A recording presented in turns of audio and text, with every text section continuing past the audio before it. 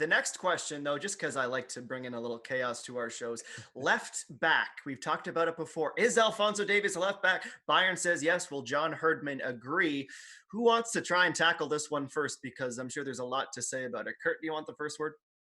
Yeah, it's an interesting one for me just because one of the recent conversations John Herdman had with our Gareth Wheeler on Inside the Game, he seemed to hint that Canada had one of the best left backs in the world. And that is true. But he made sure to say that Canada has one of the best left backs in the world. And I think that was kind of sending a message that he's going to continue to play him there. I don't know that for sure, but that he is going to continue to play him there. Should he? I don't think so. I think that Alphonso Davies is an extremely good left fullback for Bayern Munich and probably a good fullback at the top level anywhere. But does Canada need him there? No, Canada needs him further upfield, as we saw in the Nations League loss to the United States, that 4-1 loss. So, no, I do not have Alphonso Davies a left back. I have Kamal Miller there, who put in a fantastic shift in that 2-0 win over the United States. Should not have lost his position. And right now, he is the best option there ahead of Adekube. Yeah, I think for me, this depends on who you're playing. I think when we go into that group stage of the lower ranked tournament and we're playing some of the minnows in CONCACAF, yes, Alphonso Davies makes sense at left back. You don't really need a fully defensive back four in a game like that. I do agree with Kurt that when we're talking about stronger opposition, we're talking about the United States away, as we just saw.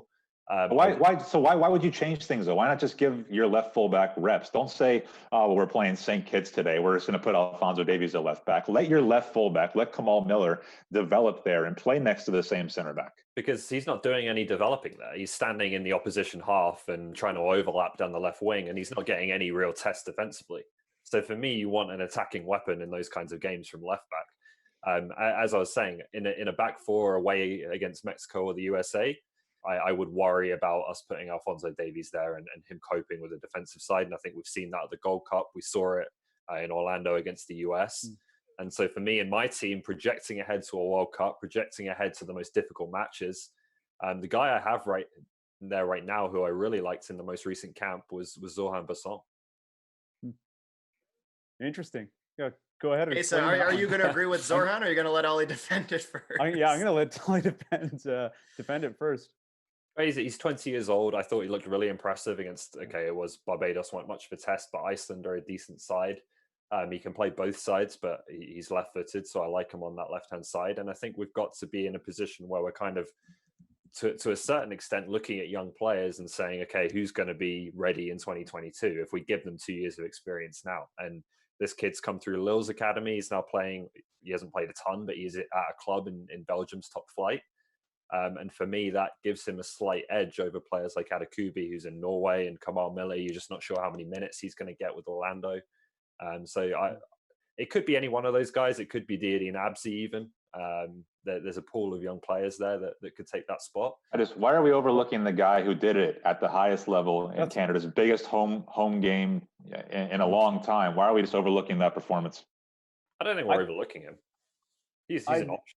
I go with Alphonso Davies. He is one of the best at that position right now, and he's a different player now than he was 6 months ago. This guy is turning into one of the most dynamic players in the world, and he's one of the best two-way players in the world as well. So he gives you a great option going forward, but he provides so much cover defensively as well, and we've seen him do that at Bayern Munich, where he tracks back, he wins balls, he makes it so difficult for the other team when they're attacking. I think that's why you slot him there, you have him there, and he is the best left back for Canada of all time, and one of the best left backs to play the game ever, and he starts right now.